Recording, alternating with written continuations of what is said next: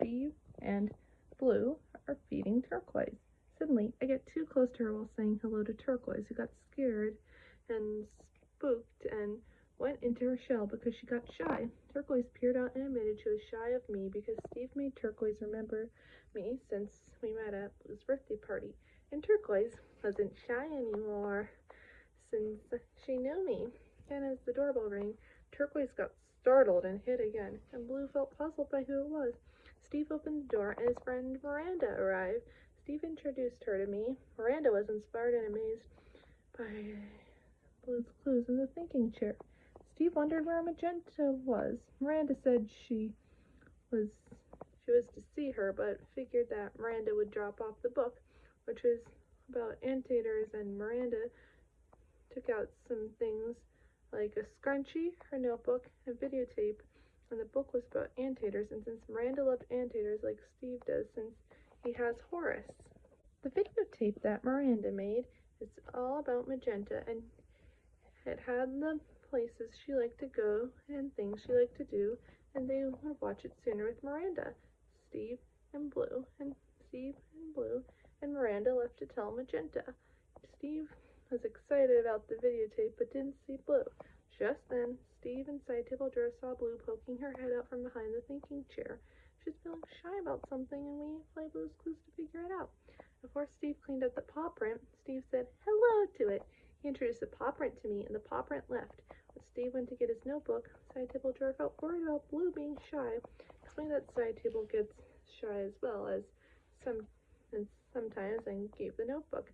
After seeing how to play Blue's Clues, Steve went to the left. He saw the first clue on a bag and drew it in his notebook. Steve didn't know why Blue was feeling shy with just a bag. Just then, Steve saw and heard Pale outside with someone new. Pale introduced her new friend named Sifter. Sifter was happy to meet Steve. Steve wondered where Shovel was. Pale explained that Shovel was hiding behind a bush and refused to come out because Shovel wanted to play with Sifter, but he felt shy, so Steve decided to help him by using some clay people as Shovel and Sifter, and Steve gave Shovel options, which are Shovel hides behind the bush and watch Sifter play, or they introduce themselves and say, "Hi, I'm Shovel. Hi, I'm Sifter." So I suggest that Shovel should introduce himself to Sifter. They did though, but Shovel didn't know what else to do since his other options were Shovel play separately or find something he has in common with Sifter. Shovel asked Steve what he liked and said that he liked drawing and playing with blocks, and Shovel liked blocks as well. And I suggested that Shovel should find something he has in common with Sifter. So Shovel went over to Sifter and asked what certain games he likes, and the games that Sifter listed were jump rope, sand, and ball. And Shovel liked playing in sand too. With that, Shovel and Sifter played in the sand, and Pale joined in. Then it was mealtime. Mailbox arrived and was worried about Blue being shy and is never shy of him, but used to be when they first met. And Mailbox remembered to give Steve his letter. And Steve saw the second clue on the mat on a footprint, and he drew it on his notebook. So far, the two clues were a bag and a footprint. He still didn't know. And Steve heard a voice, and then he and Blue scooted into Blue's school. They saw Duck, who was shy because it was his first day of school, and he didn't know anything or anyone, so his options were to stay in the hall or go inside and play with something he likes. And I suggested that Duck should go inside, so he did, and started to finger paint, and Purple Kangaroo joined in. Then Steve and Blue heard and saw Orange Kitten being shy because she wanted to play dress up with Giraffe, and Green Kitten felt shy, so her options were to go over and ask to play too and see what happens, or sit and wait for them to ask her. I suggested that Orange Kitten should ask to play, and she did, and Green Kitten and Giraffe agreed.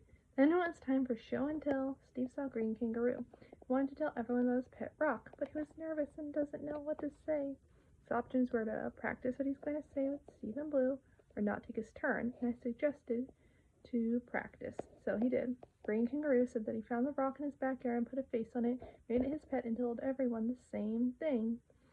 Steve and Blue skidooed back because Miranda was coming back soon, and then Steve saw the third clue on a videotape, drew it in the notebook, and went to the thinking chair. The clues were a bag, a footprint, and a videotape. Steve realized that the footprint was made by a person, and the person had a bag and videotape because who had a bag and videotape was Miranda, and Blue hid behind the thinking chair because she was shy of Miranda.